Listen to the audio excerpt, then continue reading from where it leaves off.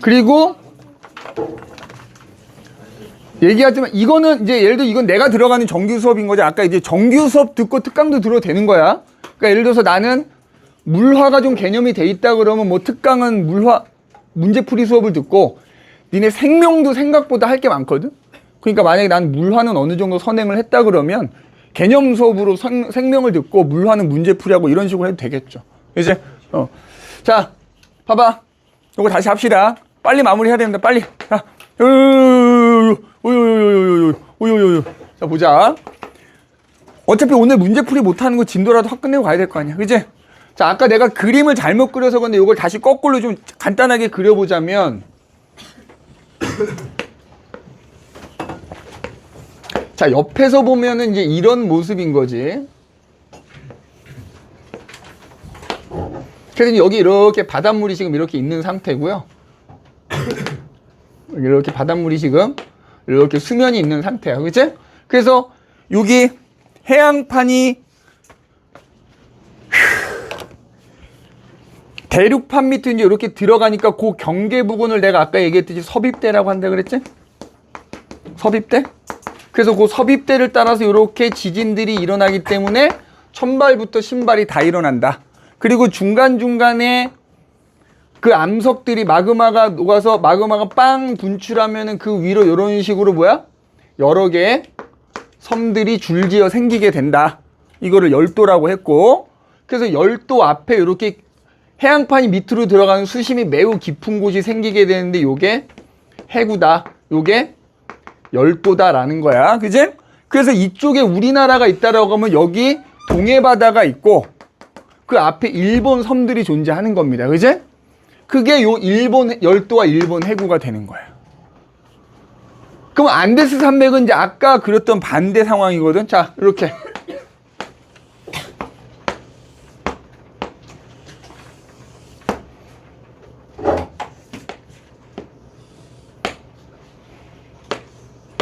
이쪽으로 여기가 이제 이렇게 바다가 있으면 여기가 이렇게 이제 바다가 있으면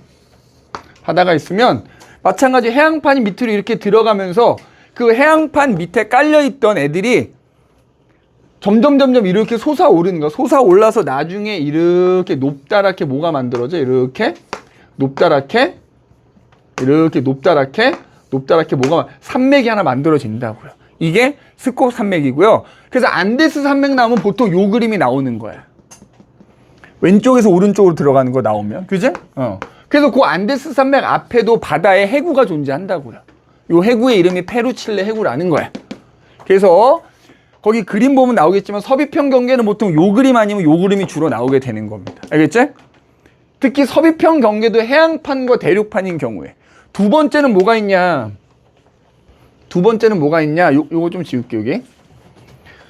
해양판끼리 만나도 섭입하는 경우가 있어. 해양판이 만나도 섭입하는 경우가, 이것도 섭입형 경계 중에 하나인데, 두 해양판이 만났는데 둘 중에 하나 더 무거운 애가 밑으로 들어가는 거야. 이것도. 자, 이것도 마찬가지로 뭐다? 섭입형 경계야. 미리 결론부터 얘기하자면 얘도 지각 변동은 동일하게 뭐가 일어난다? 화산 활동과 지진 활동이 동일하게 일어나요. 천발부터 신발 지진 다 일어나. 여기 봐봐. 자, 예를 들어서 이쪽에 해양판이 하나, 자, 여기가 요렇게 이제 판이 하나가 있는 거예요, 해양판이. 그러면 그 밑으로 이렇게 또 다른 해양판이 밑으로 이렇게 들어가는 상황인 거예요. 이렇게 들어가는 상황인 거예요. 이 위로 이렇게 바다 수면이 있는 겁니다. 그러면 내가 지금 그림을 이렇게 그렸다고 해서 얘들아, 우리 맨 뒤에 여기가 비어있는 공간이 아니겠지? 내가 그냥 판만 네모로 그렸기 때문에 여기 멘틀인 겁니다. 그지? 그래서 마찬가지 이 부분도 뭐라 불러? 섭입대라 그래. 정확한 명칭은 베니호프대라고 합니다. 근데 그냥 보통은 섭입대로 나오니까 섭입대로 기억하면 되고, 얘가 요 밑으로 들어가면 요거를 따라서 꽝꽝꽝꽝 얕은 지진부터 깊은 지진까지 다 일어나는 거고요.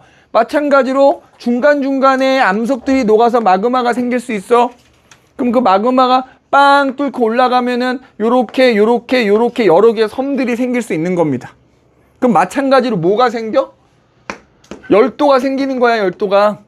그리고 그 앞에도 마찬가지로 뭐가 존재한다? 수심이 매우 깊은 해구가 존재하는 거야. 이렇게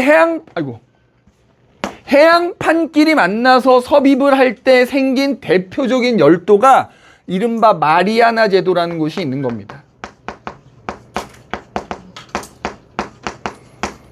그럼 마리아나 제도 앞에 무슨 해구가 있을까? 그 유명한 마리아나 해구가 있는 겁니다. 마리아나 해구 이렇게 있는 거야. 이제 마리아나 해구. 그래서 섭입형 경계에서는 화산활동, 자, 근데 진짜 중요한 거 하나 얘기할게. 니네 얘가 됐든 섭입형 경계에서 이거 물어보거든. 화산활동은 어느 판에서 활발할까요? 물어보는 거야. 섭입형 경계에서 일어나는 화산활동은 있잖아. 무조건 가벼운 판 쪽에서 많이 일어나는 거야. 해양판과 대륙판이면 여기 봐봐. 해양판이 밑으로 들어가면서 마그마가 생겨서 마그마가 뚫고 대륙판 위에서 터지잖아, 이렇게.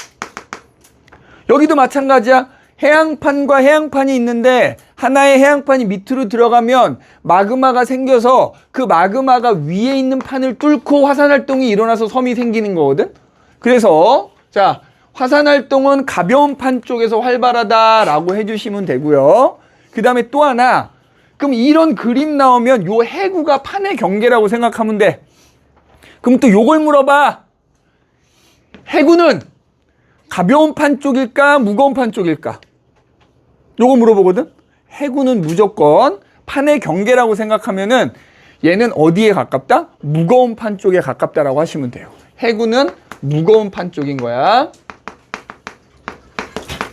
그 다음에 이거랑 연결되는 거지. 자, 열도는 당연히 어디에 생기는 거다?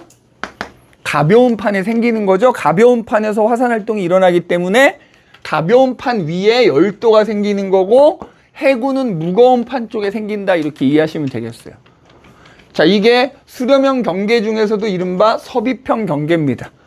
내가 그림이 조금 지랄맞게 그려지긴 했는데 지금 마음이 급해서 그렇게 보시면 되겠고, 그럼 수렴형 경계 중에서 이제 섭입형 경계 말고 또 뭐가 있느냐? 요거 꼭 기억해. 요거 문제 풀 때 종종 나옵니다, 요거.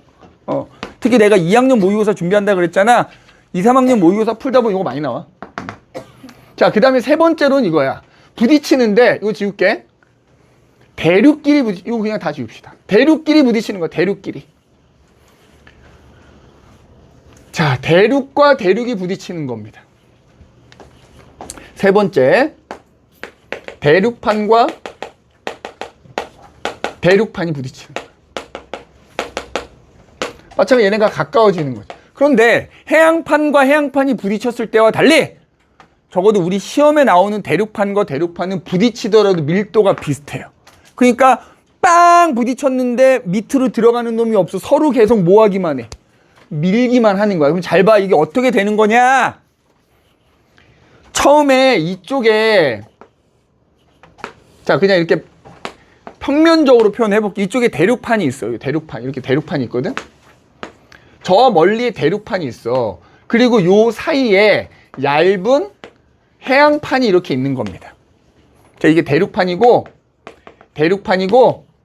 여기 얇은 해양판이 있는 상황인 거야. 근데 하필이면 이 밑에서 멘틀 대류가 요렇게 일어나는 겁니다. 멘틀 대류가 하강을 하는 거야. 그러니까 그 멘틀 대류 때문에 이 두 대륙이 점점 가까워지는 거야. 점점 가까워지니까 어떻게 되느냐? 원래 바다 밑바닥엔 퇴적물이 쌓여 있단 말이야. 이거 표현하자면 바다 밑바닥에 이렇게 퇴적물들이 쌓여 있는데 양쪽에서 대륙이 계속 밀어요. 그러니까 얘가 어떻게 되냐? 이렇게 점점 휘어지면서 솟아오르기 시작해요.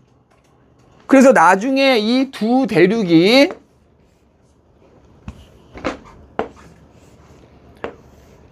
꽝 부딪히잖아? 꽝 부딪히면 그 사이에 바다가 이제 사라지게 되겠지? 그러면서 두 대륙이 꽝 부딪히면은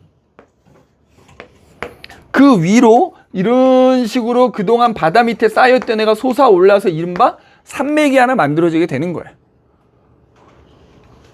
자, 조금 이따가 조금 더 구체적으로 그려볼게. 그래서 이렇게 대륙판과 대륙판이 가까워지는 경우에는 어떠한 지각 변동이 일어나느냐?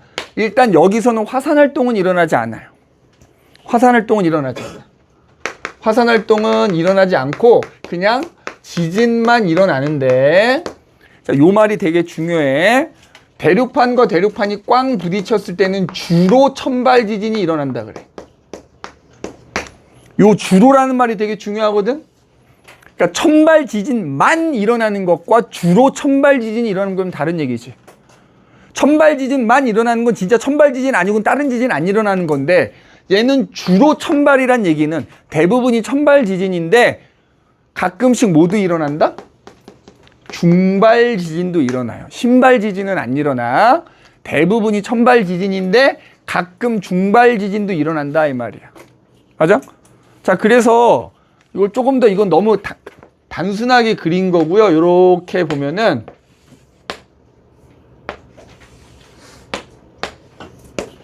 이런 식으로 여기가 대륙과 대륙이 이렇게 부딪히면은 사실은 완전히 안 들어가는 건 아니고 일부 조금 들어가지. 그러다 보니까 지진도 대부분 천발 지진이지만 약간 깊은 중발 지진도 조금 일어나게 되는 거야. 그러면서 그 사이에 높다랗게 산맥이 솟아오른 거죠, 이렇게. 그래서 만들어지는 지형, 방금 얘기했지, 이때도 뭐가 만들어지? 습곡 산맥이 만들어지는 거야. 해양판이 대륙판 밑으로 들어갈 때도 만들어지지만 대륙과 대륙의 사로 바다를 사이에 두고 있다가 가까워져서 부딪히면 이때도 습곡 산맥이 만들어질 수 있는 거야. 이렇게 만들어진 대표적인 습곡 산맥이 바로 뭐다? 히말라야 산맥인 거야. 히말라야 산맥이 이 경우. 그래서 히말라야 산맥은 중국 대륙과 인도 대륙이 충돌하면서 만들어진 거야. 그래서 실제로 그 히말라야 근처에 있는 나라들 지진 엄청 많이 일어나죠. 네팔이란 나라에서 지진 무지하게 일어나요. 근데 이제 네팔이란 나라가 잘 살지 못하니까 지진만 났다 하면 피해가 큰 거야. 우리나라나 이런 일본이나 좀 선진국들은 지진이 일어나더라도 건물이 무너지지 않게 좀 짓고 이렇잖아. 근데 못 사는 나라들은 그게 못하니까 그냥 무조건 다 무너지고 사람 많이 죽는 거라고. 이게 지진 많이 일어나서 그래요. 그래서 그럼 이런 경우는 뭐라 부르느냐? 밑으로 들어가진 않잖아. 그래서 얘는 충돌형 경계다 이렇게 얘기합니다. 충돌형 경계. 그래서 수렴형 경계는 이렇게 세 가지가 있다. 세 가지 중에 두 가지는 섭입형 경계고 지금 얘기한 건 충돌형 경계다. 자, 마지막으로 세 번째 보존형 경계라는 게 나옵니다. 보존형 경계. 마지막 세 번째 보존형 경계. 이거 지울게. 자.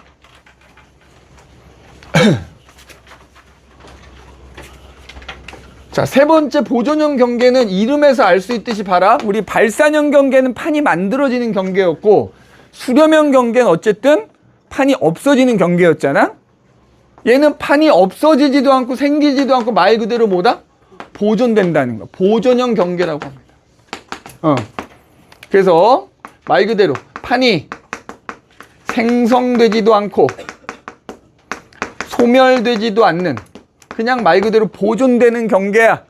보존형 경계의 핵심은 뭐냐면, 자, 해령이 어긋난 곳인 거야.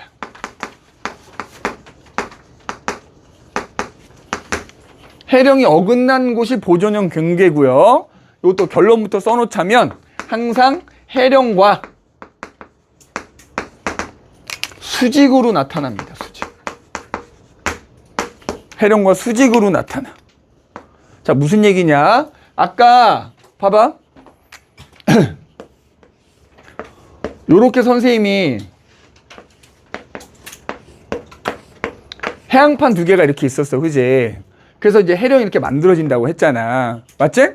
그런데 예를 들어서 여기 해양판이 있는데 이게 같은 판이라고 해도 밑에서 여기서 일어나는 대류랑 여기서 일어나는 대류가 속도가 똑같을까? 속도가 달라 사실은. 그럼 다르다 보면 어떻게 되느냐? 얘네 이 해령이 원래 이렇게 일직선이었어도 나중에 요 부분하고 요 부분이 움직이는 게 달라지면서 어긋날 수가 있는 거야. 근데 보통 이걸 그냥 여러 개 판으로 설명하거든. 잘 봐. 여기에 요렇게 이제 판이 하나가 이렇게 있었어.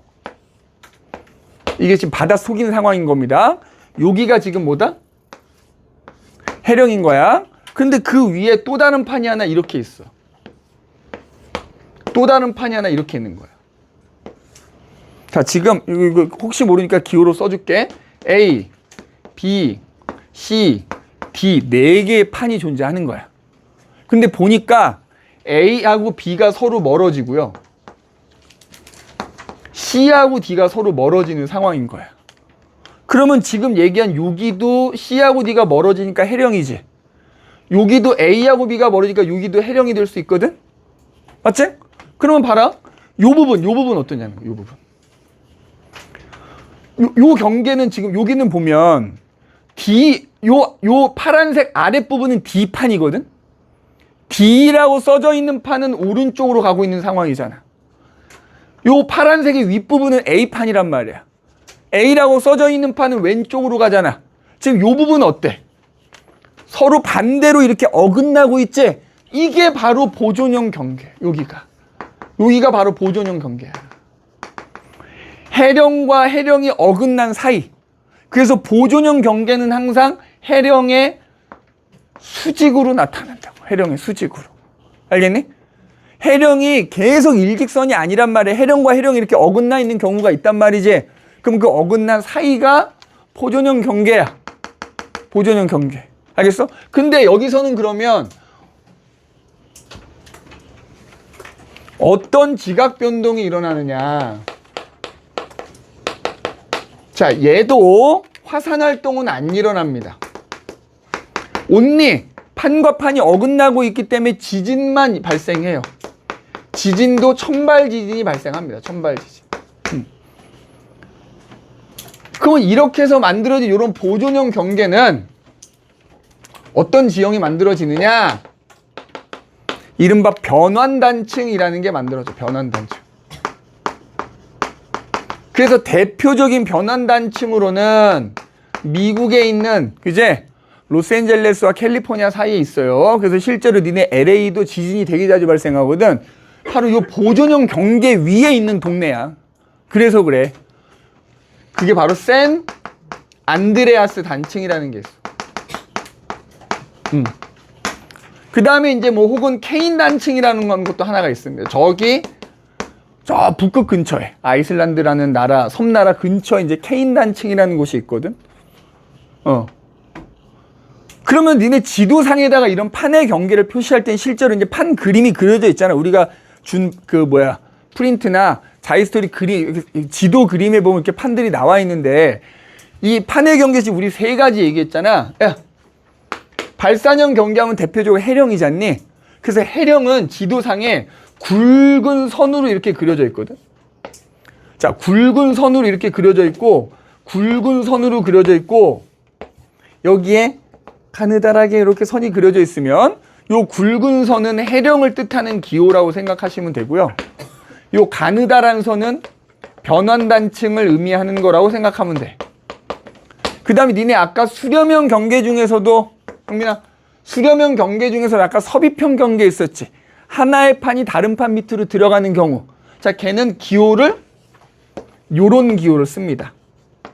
니네 중학교 때 아마 전선 배웠는데 전선 기호랑 비슷하게 생겼어. 그래서 요런 식으로 만약에 지도상에 표시가 돼 있으면 요거는 수렴형 경계 중에서도 섭입형 경계를 말하는 기호야. 그래서 봐봐. 요 삼각형이 그려져 있는 쪽 판이 가벼운 판인 거고요. 이쪽이 무거운 판인 거야. 그래서 요 삼각형이 그려져 있는 쪽으로 요 무거운 판이 얘 밑으로 이렇게 들어간다는 뜻인 겁니다. 요 기호도 읽을 줄 알아야 돼요. 얘를 보고 어디가 무거운 판인지 가벼운 판인지 알아야 돼. 그치? 자, 그래서 선생님이 좀 빠르게 판의 경계 정리했는데 사실은 할 얘기가 되게 많거든. 자, 뒤에 나오는 지진과 화산활동 뭐 그거 읽으면서 좀 읽어보시면 약간 상식적인 얘기가 있으니까 해보면 되고요. 얘네들도 기본적으로 예시들은 좀 외워야 되는데 자, 어차피 시간이 얼마 안 남았으니까 요거 하나만 마무리할게요. 요거는 프린트에 없는 내용이라서 좀 써놔야 돼. 자, 뭐냐. 이 판의 경계는 사실은 상대적인 운동에 따른 거거든. 무슨 얘기냐 하면 예를 들어서 우리 발산형 경계 아까 선생님이 이렇게 양쪽으로 멀어진다라고 표현했잖아. 근데 이게 꼭 반대쪽으로 멀어지라는 법은 없어요. 상대적인 거야. 자, 무슨 얘기냐면 잘 봐봐. 자, 이렇게 제목은 이렇게 쓸게. 판의 상대적인 운동. 자, 얘네가 움직이는 게 끽끽해봐야 1년에 몇 센치인데요. 잘 봐. 요거 꼭 써놔야 돼. 꼭 써놔야 돼. 오늘의 마지막이야, 마지막. 그래도 이거 말고도 할 얘기가 더 많긴 하지만 그래도 최소한 요거까지라도 얘기를 해야 다음 시간에 문제 풀 때, 그나마 조금 낫단 말이야. 특히 이 판의 판 구조론 풀 때 잘 봐라. 여기 판이 이렇게 두 개가 있어, 두 개가. 그지? 왼쪽에 있는 판, 오른쪽 판에 있는데 잘 봐봐. 니네 만약에 오른쪽 판이 오른쪽으로 가. 자, 그런데 얘는 1년에 6cm를 가는 판이라고 해볼게. 그런데 오른쪽 판도, 자, 이게 편의상 AB라고 해볼게. A도 오른쪽으로 가는 거야. 근데 예를 들어서 얘는 1년에 4cm를 가는 녀석이라고 해봐. 자, 그러면 이때 여기가 어떻게 되겠냐는 거야, 여기가. 벌어지지. 자, 이거를 그냥 편의상 이렇게 해볼게. 여기 지금 너희는 잘 안 보일 텐데 여기 모는 종이 칸으로 얘기해보자면 지금 여기가 이렇게 한 칸, 두 칸, 세 칸 있다고 하면 자, 1년이 지났을 때 요 A가 여기서 이렇게 한 칸을 왔다고 해볼게. 한 칸. 맞아? 그런데 앞에 가는 애는 1년에 6cm 가다 보니까 여기서 두 칸을 갔다고 해보자고 이렇게. 1년에 4cm를 갔는데 얘는 1년에 6cm를 이렇게 간 거잖아, 지금 B는. 그치? 그러니까 결과적으로 요만큼이 서로 어떻게 됐어? 벌어진 거야. 그러면 벌어졌으니까 상대적으로 양쪽으로 벌어졌다 이렇게 표현하겠지? 그럼 이게 무슨 경계냐는 거야. 무슨 경계냐는 거야. 발산형 경계라는 거예요. 꼭 반대 방향으로 서로 멀어지지 않아도 같은 방향으로 가더라도 판마다 이동하는 속도 방향 다 제각각이거든. 그래서 같은 방향으로 가더라도 앞에 가는 애가 빠르면 벌어진다고요. 그럼 이 경계는 무슨 경계다? 발산형이라고 부른다. 꼭 서로 반대로 가야지만 발산형은 아니라고요. 그러면 얼마든지 가능하겠지. 자, 이번에는 똑같이 앞에 가는 애, 뒤에 가는 애가 있는데 앞에 가는 애가 4cm를 갔어. 뒤에 가는 애 1년에 6cm를 갔어. 얘도 오른쪽 가. 자, 근데 잘 봐봐. 얘가 해양판이고 얘가 대륙판인 거야. 어떻게 될까? 여기를 기준으로 1년에 2cm 겹치는 거 아니냐? 맞지? 예를 들어서 얘가 이렇게 4cm를 가서 한 칸을 갔어, 한 칸을. 그럼 얘는 한 칸 반을 갔다고 쳐보자고. 한 칸 반을 가면은 이렇게 겹치게 되는 거거든? 요만큼이 겹치잖아. 근데 이게 위에서 본 모습이지 옆에서 보면은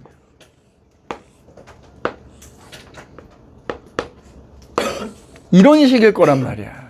맞지? 그럼 이거 무슨 경계다? 수렴형 경계이면서 섭입형 경계다. 이렇게 얘기하는 거예요. 그지? 얘는 섭입형 경계가 되겠지. 얘는 섭입형.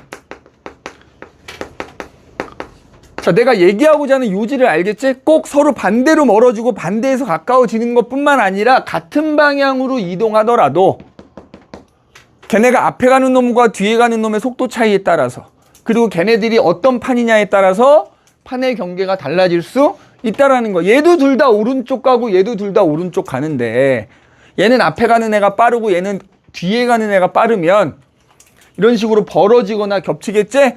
그럼 이것도 우리가 배운 발산형 경계 혹은 수렴형 경계가 된다 이 말이야. 알겠니? 발산형 경계 혹은 수렴형 경계가 된다라는 거야. 요거를 꼭 기억해야 되고 그 다음에 이것도 하나만 얘기하고 마치게. 보존형 경계 얘기했으니까 요거 얘기해볼게. 아까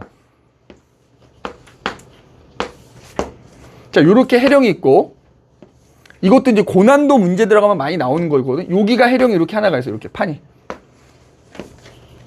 자, 잘 봐.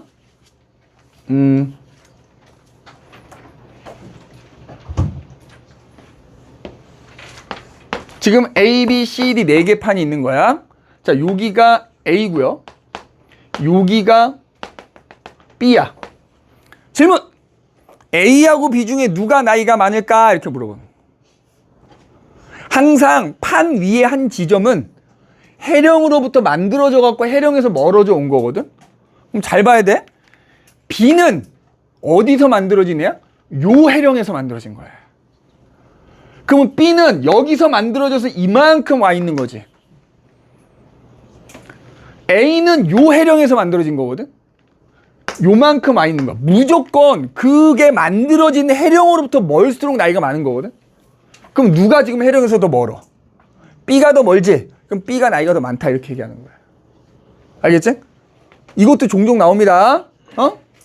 같은 지점인데 얘는 요 해령에서 만들어진 거고 얘는 요 해령에서 만들어진 거기 때문에 이거를 아무 생각 없이 나이가 같다라고 하면 안 된다는 거야. 얘네가 만들어진 해령이 다르기 때문에 그 해령으로부터 멀리 떨어져 있을수록 나이가 많은 거예요. 알겠지? 물론 지금 내가 그 문제 정확한 조건을 제시하면서 예를 든 건 아니지만 이런 식으로 나오면 이렇게 봐야 된다 이 말인 거예요. 알겠지? 그래서 이렇게 봐주시면 되고요. 자, 그래서 일단 다음 시간에는 선생님이 각종이 아니라 우리 이제 시험 범위 전체적으로 모의고사 문제들 일단 좀 추려서 가져올 거고 민트색 교재 풀이도 좀 할 거고 이렇게 할 거고. 자, 요거 프린트를 하나씩 좀 나눠줄게. 근데 방학 때 수학학원 시간이 바뀐다는. 바뀐다고? 저희 반 저희 반 낙생반? 언제로 바뀐다는 거야? 저희 3시부터라고. 3시부터 그럼 몇 시야? 그러면 뭐 어쨌든 안 되는 거네. 1시 반까지 하는 걸 했어요.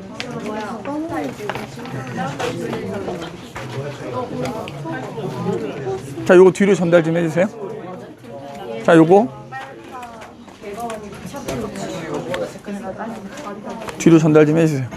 자, 요거 지금 나눠주는 프린트는 댕댕이거든. 야옹이가 있고 댕댕이가 있다 그랬잖아.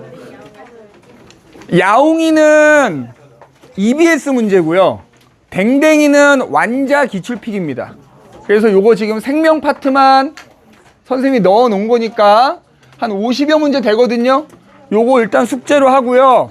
나머지 네. 우리 자체 교재 자체 교재 1하고 보라색, 자체 교재 2 민트색, 그 다음에 자이스토리는 선생님이 책 보고 이거 단톡방에 올려주도록 할게요. 그리고 특히 그 중력 파트, 요 민트색 교재 중력 파트는 내가 아마 지난주에 짝수번을 내줬을 거야. 그지? 그래서 아마 오늘은 하여튼 홀수번인가 짝수번 내줬으니까 남은 걸 내가 오늘 내줄 건데 그거 숙제할 때 꼭 모르는 거고 영상 보면서 찾아가면서 하시는 게 도움이 될 거야. 근데 그렇게 봐도 모르겠다는 거 꼭 선생님한테 질문을 하시고요.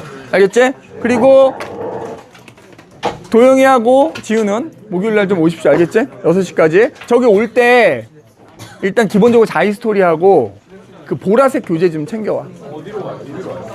저기 본관 옆에 건물 와서 그러니까 일단 2층에 와서 나한테 전화나 카톡을 하면 돼. 왜냐면 그날 나도 강의실 잡아야 되니까 나한테 연락을 하면 내가 어디로 몇 호실로 가 있어 이렇게 얘기해 줄게. 그리고 나머지 친구들 중에서도 목요일날 질문할 거 있거나 뭐 이렇게 하고 싶으면 목요일날 오시면 됩니다. 선생님이 목요일날이 수업이 없는 날이라서 질문 충분히 받아줄 수 있으니까 야자 때문 아니면 오셔도 됩니다. 빼고 오셔도 됩니다. 얘들아 그거 내줘야 돼.